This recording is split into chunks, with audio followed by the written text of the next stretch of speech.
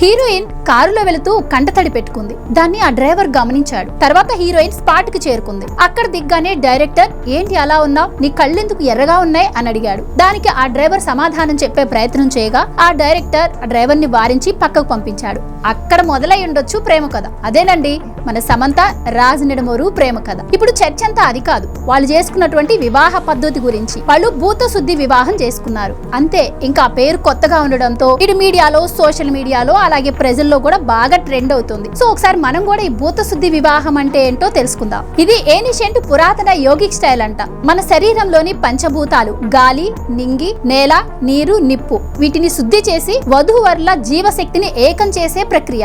ఇక్కడ సాంప్రదాయ హోమాలు ఉండవు, పెద్ద పెద్ద పూజలు ఉండవు. కేవలం యోగిక మంత్రాలు, ధ్యానం, శుద్ధి ప్రక్రియలు మాత్రమే ఉంటాయట. ఇది శరీరం, మనసు, ఆత్మ సమతుల్యం చేసే ఒక ప్రత్యేక ఆధ్యాత్మిక వివాహ ప్రక్రియ.